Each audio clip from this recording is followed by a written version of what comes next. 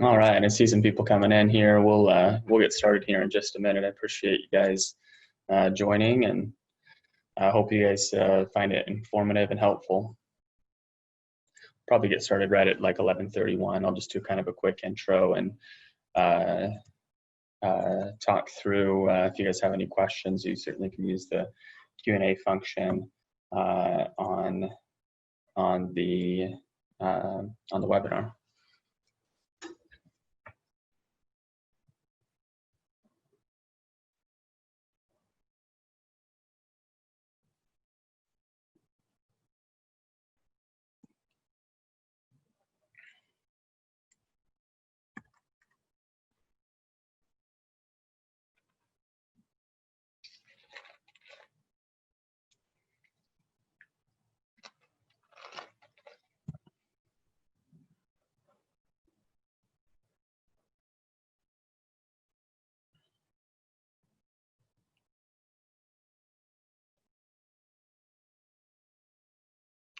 And just as a note, we're recording this. We'll post it to our social media platforms: Facebook, YouTube, Twitter, LinkedIn.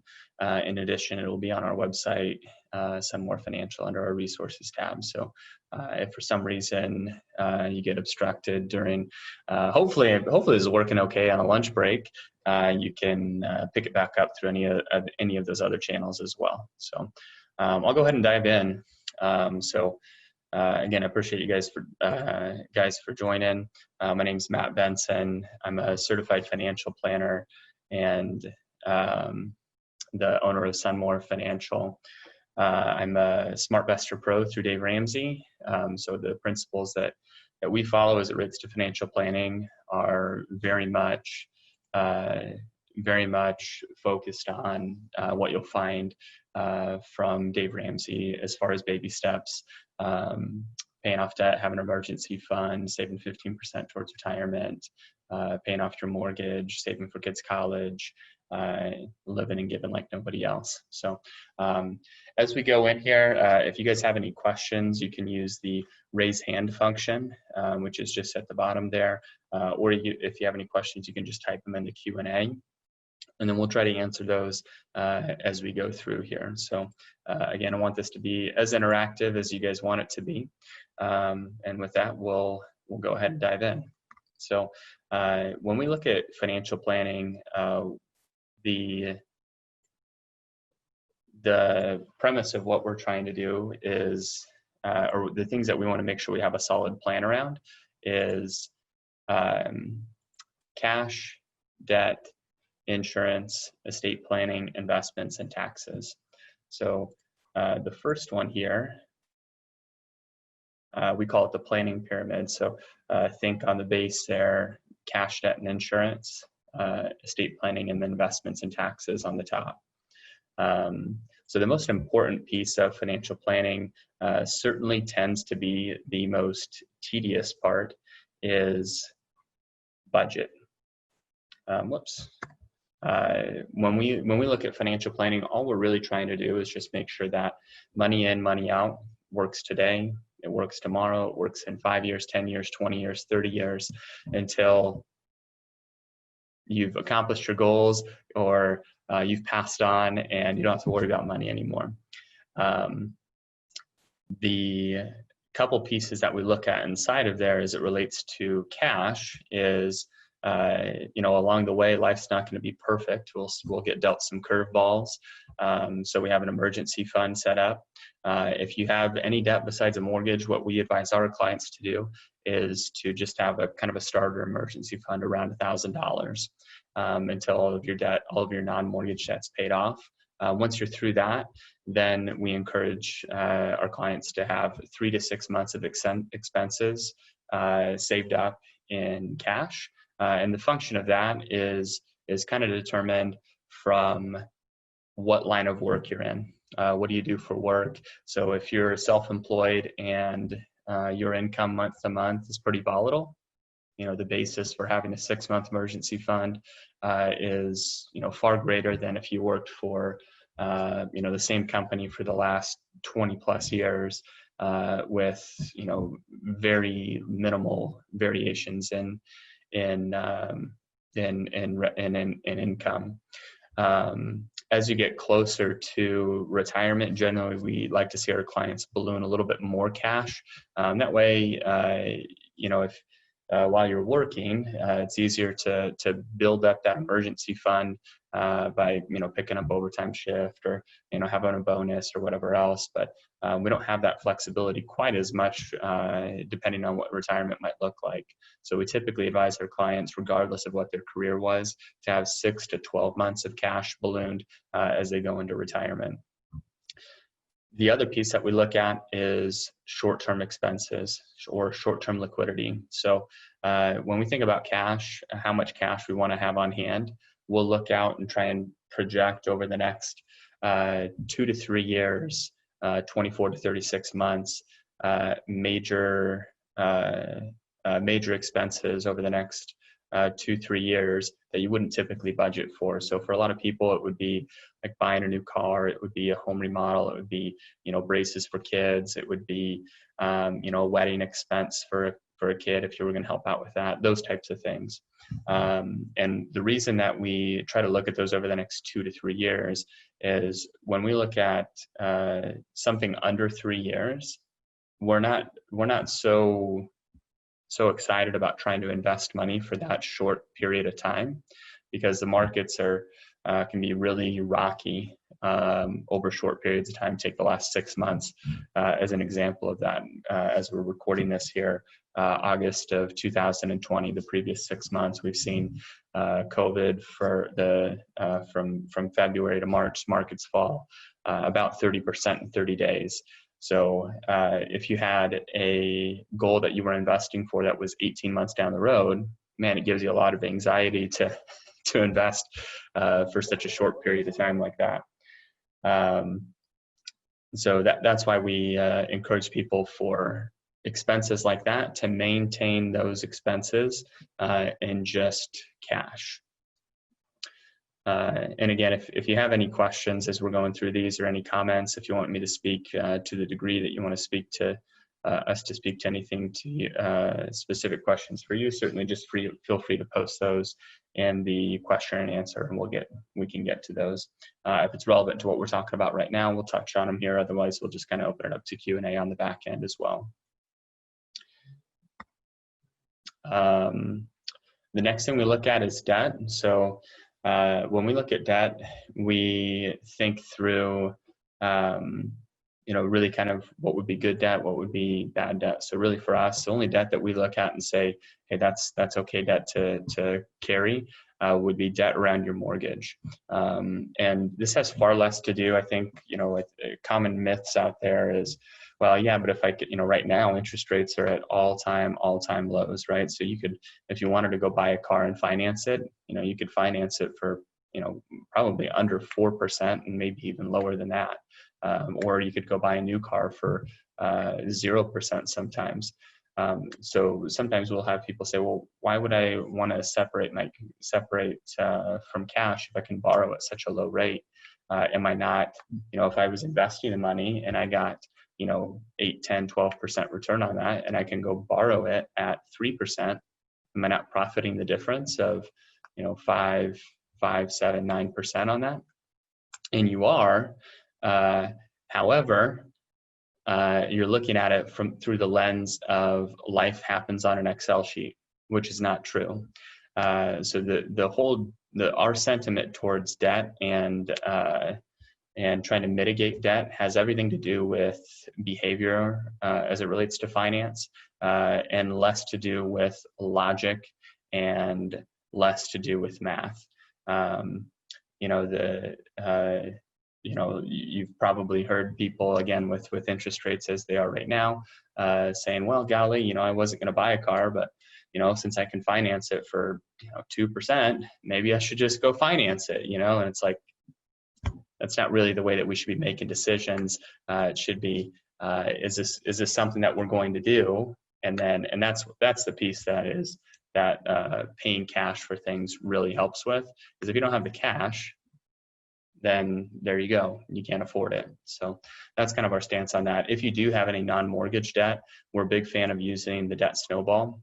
So just taking your debts and listing them smallest to largest. So say you had 5 debts, had a credit card with $1,000, a student loan with 10,000, a car loan with 12,000, an unsecured debt for 15,000, and then say another student loan for 20, and then just pay them off right in that order there. Pay off that credit card first, one by one, disregarding interest rates. And again, that, for analytical people, they look at that and they think, well, that doesn't make any sense. Wouldn't I make faster progress paying off the highest interest debt first and then moving on to the next highest, the next highest, the next highest? Yeah, you would. However, all of a sudden we want to take this lens of, let's look at our finances through a logical standpoint, when if we were looking at this through a logical lens in the first place, we wouldn't have any debt. So trying to incorporate logic when it was emotions and behaviors that got us there in the first place, not really the time to incorporate logic into it.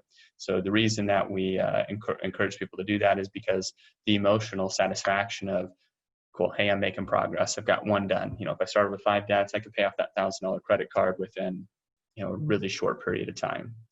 So that's kind of our stance on debt there. And again, any questions, just feel free to post them into that Q&A, and happy to address them as we go along here. When we look at insurance, we kind of look back over at that emergency fund. So that emergency fund ends up functioning really as a kind of your first insurance policy. So if we've got, say $15,000 in an emergency fund, then we could self-insure a risk up to $15,000. If we had any risk that's bigger than that, is a risk that we would either need to pay an insurance company to take away, or B, avoid that risk at all costs. So for most people, those risks tend to center around liability, like on their home and auto, long-term disability, health insurance, life insurance, and long-term care. So long-term care would be like, typically we encourage our clients to consider that once they hit their 60th birthday. Liability on your home and auto. So there's a lot of pieces to home and auto insurance coverage. In our opinion, the biggest risk would be, God forbid, that you got in a car accident or something that someone said you were at fault for, and they decided to sue you for that, which would be liability protection. There's a lot of other features inside of home and auto coverage that are important as well. Really, in this, you should be using.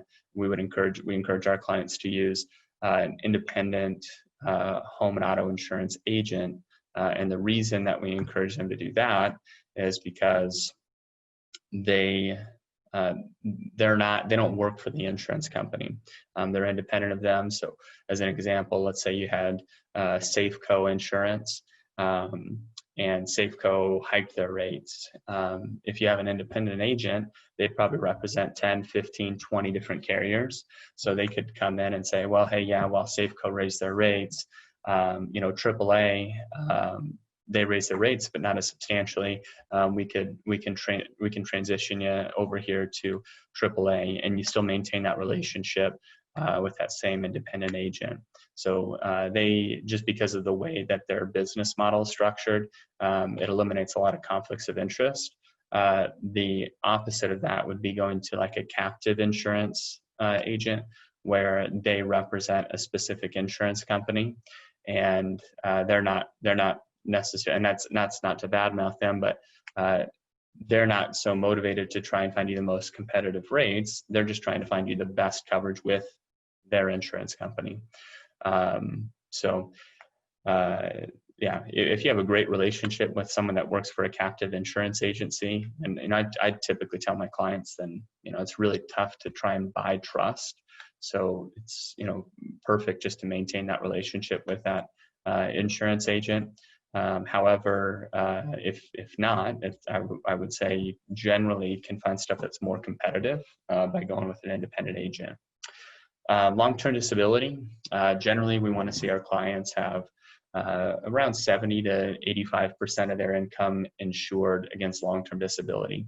Now, the reason we don't have short-term disability on here is because short-term disability would be a disability that's less than 90 days. So something that's less than 90 days would be something that we could self-insure with our emergency fund. If you're out of work for 3 years, that would hurt a lot. If you're out of work for 3 months, yeah, your cash position would be less, but you could self-insure that risk. So long-term disability is something that's longer than 90 days.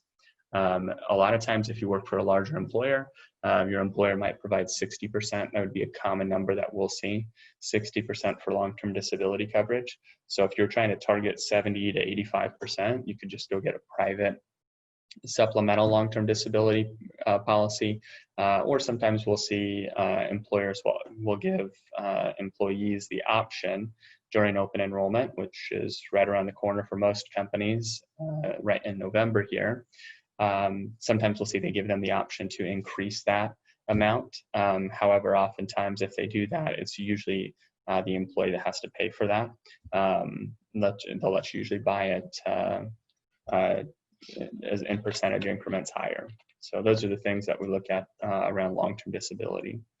Health insurance, again, if you work for an employer, then whatever option that you're going to have through them is almost assuredly going to be more competitive than looking at anything privately, because usually that premium is subsidized quite a bit by your employer.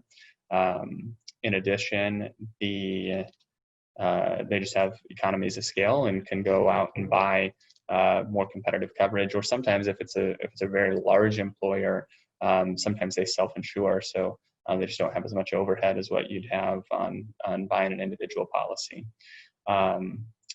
If you don't have something through your employer, then really your options end up coming down to, so if you're self-employed, then your options come down to just doing a healthcare.gov plan. And the way that those are priced is it's based on your income. So if you have really low income, then you can get subsidies so that premium can be more manageable. I've seen that from time to time where someone maybe makes $30,000 a year and they think, oh golly, I can't afford health insurance. I just heard it costs about $1,000 a month, which is about right generally. The full cost is usually about $1,000 a month. However, if you're making $30,000 a year in most of Greater Phoenix here, it's based on zip code, you're going to get a substantial subsidy such that your health insurance costs would be very, very low. So that's not something that we write, that our firm writes, health insurance. However, if you were looking at that and you needed some help, we'd be happy to point you in the right direction. We'll talk about health savings accounts on the tax planning piece, but big fan of health savings accounts, just good to know kind of what your options are. Life insurance, so there are basically 2 types of life insurance just generally. There is what we'd call term life insurance and perm or permanent life insurance, so term and perm. Term life insurance, you usually buy it for a set period of time, 10, 20, 30 years, and it operates a lot like your car insurance. You pay a premium. If you have a car accident, you get a claim, or then they pay the claim. And again, it's kind of morbid, but if you have a 10-year term life insurance policy, you die within those 10 years, you have a claim, the insurance company pays. God, if you pass away within on the 11th year, the insurance company pays nothing. So term life insurance, because it's not for your whole life, which is what whole life insurance is, or permanent insurance is, the insurance company's looking at it and they're saying, okay, well, knock on wood, if this person's relatively healthy, we don't think that they're going to die in the next 20 years. So we won't charge them that much to go out and get this term coverage relative to what the face amount is. However, if you're getting permanent insurance, whole life insurance, or there's a bunch of different names, but the whole life insurance, universal life, variable life, is a common one we see now. It's kind of catch you one. Indexed universal life we'll see as well. Those would all be permanent insurance. And the way that that's underwritten is the insurance company's looking at it and they say, what's the chance that this person dies ever? Of course, the answer to that is yes. They're going to die. 100% chance they will die at some point. So now the question for the underwriting from the insurance company is less of, is this person going to die in the next 10, 20, 30 years? Or what's the probability of that? To when is this person going to die? They're definitely going to die. We're going to have to pay this claim at some point. So you can imagine if you had a $500,000 term life insurance policy, 20-year term, let's say, it would cost you, relatively negligible. If you were in your 30s or 40s, it would probably cost you somewhere probably in that range, $30 to $50 a month for a 500,000 20-year term. The flip of that, if you had a $500,000 whole life insurance policy, it's not multiples more, it's like exponentially more, because the insurance company on the term policy is saying, hey, there's like a less than 1% chance that we're going to have to pay this claim. Less than 1% chance that statistically that this person passes away within 20 years, we're not likely to have to pay this claim. If the on the flip though, that permanent one, they're going to have to pay that claim. So it's usually, like I said, exponentially more than what it would be on term. And then lastly, long-term care. So long-term care insurance, again, there ends up being kind of two on that as well, very similar. There's traditional long-term care, which is like term life insurance. You pay a relatively smaller premium, though generally long-term care insurance is not cheap by any means. Then there's what they call hybrid long-term care, which is they build it on the chassis of a whole life insurance policy. So, this one over here, a hybrid policy, dollar for dollar, is going to cost more for coverage because it has more bells and whistles and features and whatever else. Generally we tend to be a fan more of traditional long-term care insurance. Again, ends up looking like your car insurance. The negative to that is that, and why they created hybrid long-term care policies is because people didn't like the negative, or consumers, really disliked the negative piece of traditional long-term care so much. The negative being that if you could pay this premium from your age 60 to your age 90, and then, die in your sleep and never go into care, all the premiums you paid for those 30 years didn't pay for anything. So that was kind of the negative that people didn't really like about it, and that's why they created hybrid policies. Again, I'm not a big fan of trying to say we should have that our insurance policies be saving strategies, or our insurance policies should be investment strategies. Moving on here, estate plan. So when we look at estate planning, I won't spend a ton of time on here, but really think about three things. We think about what would happen to you, like if you were incapacitated or passed away, what would happen to your stuff, and what would happen to your kids, so or any dependents. The documents that you would want to have prepared would be last will and testament, living will, healthcare directive, and then depending on your situation, you might consider a trust. Generally, where we look at where we see a trust as being a good value is in one of two scenarios, or both. One is that you have beneficiaries that you don't trust to handle money. So that could mean that they're either minors, like your minor children, or they have addictions or whatever else, that you don't want to fund those, but you do want that individual to have access to the money, just not for those types of things. In other words, if them inheriting the money would be a curse and not a blessing, it's a pretty good idea to use a trust to pass the assets through. There's been some complexities that have kind of arisen just this year with the passage of the Secure Act at the end of 2019 that made passing retirement assets, IRAs and 401ks through trust a little bit more challenging. So just have to be, some of the strategies that you do or around that piece, depending on your motives, are just maybe a little bit more nuanced than what they would have been before. The other scenario where we'll see a trust to be a nice, a nice tool is if someone has several different pieces of property or property or accounts that their trust owns. If they had them all owned individually and they wanted to go change the beneficiaries, they'd have to go retitle all the properties or go retitle all these different things.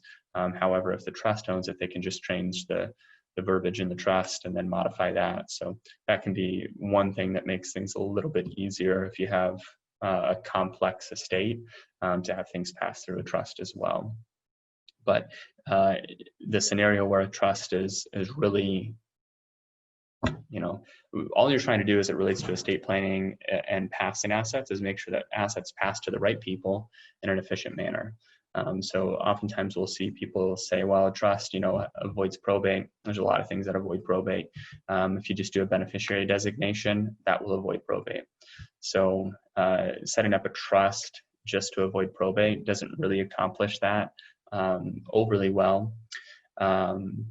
The scenario where a trust is not necessarily needed is if the people that would inherit the money see eye to eye. So if you had just say two kids and the two kids saw eye to eye, you just name the two kids, assuming that they are competent to handle money and that it would be, again, a blessing and not a curse. That can make the estate plan a little bit simpler. One other thing on the trust piece, when we see blended families, oftentimes a trust can be a good tool in there. And on this note here as well, there's not a right or a wrong way to pass assets. I'm sorry, there's not necessarily a right way to pass assets, but there's many wrong ways to do it. And oftentimes I think, the conversations around estate planning, not really fun because you're talking about your demise and how you would want things to pass on if you were no longer there. So they're not exactly riveting conversations to have, but they're super important. And there are things that keep your family together and be able to sit at the Thanksgiving, table for many years after you were to pass away. So they're hopefully any decisions you make on an estate plan are not time sensitive, but they are very pertinent. So want to make sure that you have those completed. All right, so last two here, we're going to talk through investments and taxes. And again, if anyone has any questions, feel free to just use the Q&A box down there at the bottom, and I'm happy to dive into things here. As far as investments are concerned, there's really two things that we look at as it relates to investments. One is what's your willingness to take risk.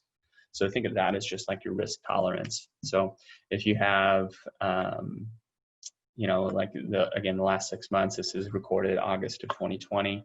If you look back to February of 2020 through March of 2020 there, really rough stretch, right? So if you know yourself to know that you're subject to having knee-jerk reactions, maybe having an allocation that's towards aggressive growth that can get you good long-term returns, but could also go down 30% in 30 days on the extreme noted. That might not be the best allocation for you if you know that you're subject to having knee-jerk reactions. On the flip side, if you say, well, whatever, if the markets go down, I look at it as a buying opportunity. I'll probably just move some money that I had sitting in cash into the markets because I know the rebound. Well, then, yeah, you probably have a higher tolerance for risk. The other piece we look at is what's your ability to take risks. So think of that as your time horizon. So if you've got, 529 for your kids, and say your kid's a teenager, is going to be using that money in 5 years, and then you've also got some retirement accounts and you plan to retire 15, 20 years down the line, those are very much different timelines and oftentimes totally different ways that the strategies be allocated, because when you look at your retirement accounts, in an ideal scenario, what you're trying to do is you're trying to build this kind of golden goose, if you will, that then just lays the golden egg, and all you have to do is hatch the golden egg every year and then boom, you can live off that for the rest of your retirement, right? However, on a 529 or like college savings, that's rarely the case, just because of what the cost of college is. Oftentimes, you build this portfolio, and using that same analogy, you end up taking the golden egg and also killing the golden goose with it. So because of that, the investment strategy is substantially different. If you had a huge principal change in principal value on a 529, a couple of years before your kids went to college, and you have to sit down with Junior and say, let me tell you how the markets work. I suppose would be a good lesson to learn, but not a fun time to learn that lesson. And then you got to tell Junior to go get a job, which is good. And I'm having a vested interest in their education is certainly a great thing, not a bad thing. So anyways, those are the types of things that we look at as far as what your time horizon is to access the funds. The last thing we look at is taxes. So when we look at taxes, this is kind of the way that we look through them. So these two accounts here, we've got we've got pre-tax and Roth. These would be what we would call retirement accounts. So the rule on these is you can't touch this money till 59 and a half. So the IRS gives you tax advantages if you use these accounts, if you are willing to not touch it. So for pre-tax, when you put money in, you get a tax deduction. So as an example, if you made, say, $100,000 and you put $10,000 into your 401k, there you would receive a tax deduction. 100,000 minus 10,000 taxed as if you made $90,000. That's for your 401k. For IRAs, you have the same type of thing, except that those are deductible as long as if you're married filing jointly, if your income's below 124,000. And I just use married filing jointly on here, but there's the number is it's about half of that if you file taxes single. If you file had a household, the number is a little bit different yet.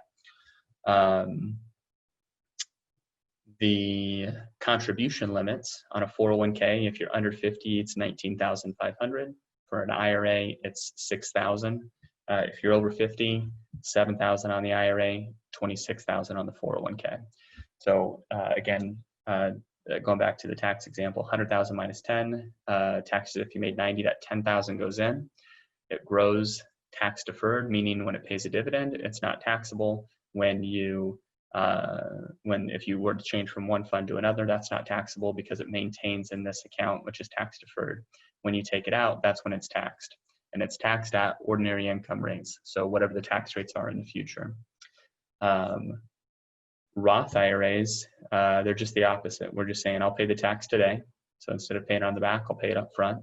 Same example, if you made $100,000, there's no tax benefit for making that contribution in this tax year. So that money goes in after tax, it grows tax-free, and it comes out tax-free. So let's say that 10,000 grew to, $18,000. You would pull out the 10,000 that you contributed and the 8,000 that of gain, and all of it would be tax-free because you paid that tax up front. So one's not bad, one's not good. It's just, when do you want to pay the tax? Do you want to pay the tax today, or do you want to pay the tax tomorrow? So if you're really pessimistic about future income tax rates and you thought, well, I think this tax rate in the future is going to be really high, then you might say, well, let me go ahead and do Roth. On the contrary, if you thought, well, dude, I'm at my highest earnings right now. I'm going to retire in like 2 or 3 years. My income's going to go from here to like 40% of what it is because I don't have a mortgage, and knock on wood, kids are financially independent. Then doing pre-tax probably makes a lot of sense, because you could then once you're in that lower tax bracket, then you could convert money from pre-tax to Roth in that lower tax rate. So hopefully some of those make sense there. One thing I wanted to clarify in this, a lot of people oftentimes will confuse Roth IRAs, Roth 401ks, and contribution limits. So for 401ks and IRAs, again, if you're, we'll just say under age 50, if you're under age 50, for an IRA, you can put in 6,000, and you can do that to a Roth or a traditional IRA. Just you do have income limitations, so sometimes that factors in. On a 401k, you can do 19,500 And you can do that Roth or pre-tax, assuming that your company has Roth 401k as an option. I would say probably 60% of employers have Roth 401k as an option. There's no income limitation on 401k, on the Roth 401k contributions. So if you made $250,000 a year, married filing jointly, you can still put all of that money in on a Roth basis into the 401k. However, if you wanted to do $6,000 into a Roth IRA, you would not be eligible to do that because your income's too high at that point. So one thing that I think people often get confused on is they think that you can only do 6,000 even into the Roth portion of the 401k. It's 19.5, so you can do the full contribution limit on the 401k. You could do it all Roth if you wanted to. So that's retirement accounts. Non-qualified accounts or non-retirement accounts. These accounts, they are they're not tax advantaged like your IRAs and your Roths. The money goes in after tax. Dividends are taxable here. When you take it out, the gain is taxable. So you look at this, you look at it compared to these, you're like, why in the world would anybody do this? The reason that somebody would do an account like this is because, one, it doesn't have a contribution limit. So if you wanted to contribute more than what you had available, or more than the 6,000 or 19,500 contribution limit, you would do it into an account like this. Additionally, there's no penalty for drawing this money before 59.5. On IRAs and 401ks, if you take money before 59.5, that money is taxed and penalized. 10% penalty on early distributions. So that's where this, we'll see people use this for, hey, I'm wanting to save money for, my kids' college, or sorry, you could use it for kids' college if you wanted to, but really a 529 would be best, and a 529 is taxed like a Roth IRA. You could use this for saving for kids' car, or saving for kids to, help them with the down payment on a house or a wedding. Hey, you want to upgrade home in 5 years. It's a long enough time horizon that you want to invest the money as opposed to just putting it in savings. But not so long that it's going to be after 59.5 where you could take advantage of using one of these accounts. Whoops. After tax, so we'll see this for highly comped employees where they're maxing out their 401ks and their IRAs. So 19.5 and 6,000, or 26,000 and 7,000 on the IRAs. We'll see them leverage this after-tax portion of the 401k. And I would say even fewer companies have this as an option. This is probably less than 20% of companies will have after-tax as an option. What that allows you is it allows you to put in more money into the 401k above and beyond the 19.5, above and beyond the 26,000. There's a calculation for it, but generally it ends up being you can put in about an additional $30,000 into after tax. That money goes in after tax like Roth, and it grows tax deferred. The basis, or what you contributed, comes out tax free. So if you put in $5,000, the $5,000 comes out tax free.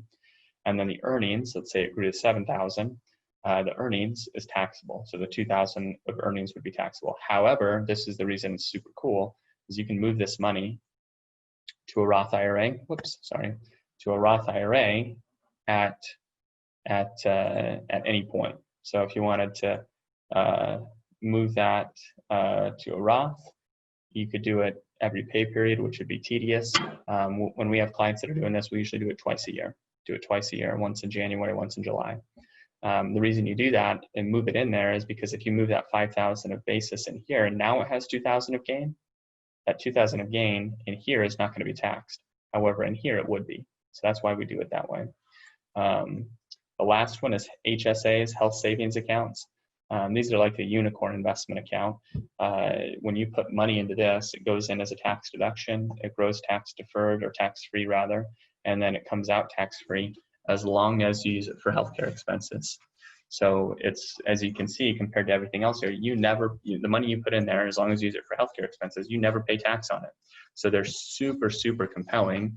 If you're going to use an HSA, you have to be using a high deductible health plan. So if you work for a large employer and they have like a PPO plan, generally the PPO plans are going to be a little bit more expensive. However, they are more robust. You can go to the doctor, get an X-ray, cost you $20 copay. If you have a high deductible health plan, you're going to pay you're going to pay up to the deductible before co-insurance and stuff kicks in. So usually in HSA, I would say generally we'll see that those HSA plans will cost for the employees about half of what like the more robust plans will cost. So the savings that you have on the premium certainly is appealing. However, generally that's not the allure of why we're such a big fan of them. The reason that we like the high deductible health plans is because you have the HSA. And a lot of times your employers will give you kind of dangle a carrot in front of you to say, hey, go towards this plan, give you $500 or $1,000 to use the HSA. And then you can put in, if you're a family, in 2020, you can contribute $7,100 into that HSA. And it would be a tax deduction. So really the really helpful thing of these is when you, there's really two tax advantages, one here, one on the back end. The contribution, you get that tax deduction. So everyone gets that contribution or gets that tax benefit.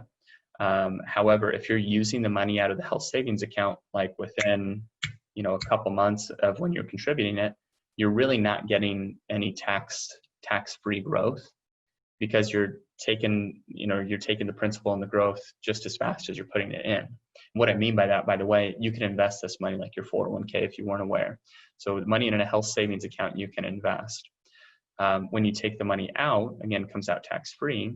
So in an ideal world, which, and not everyone's in this ideal world, but if you have enough cash that you can cover your health expenses with just or like deductibles and whatever else with just cash that you have on hand, we generally encourage our clients to do that, and then use the HSA as kind of a health savings retirement account, because one of the biggest challenges we see is for people that are trying to retire before age 65.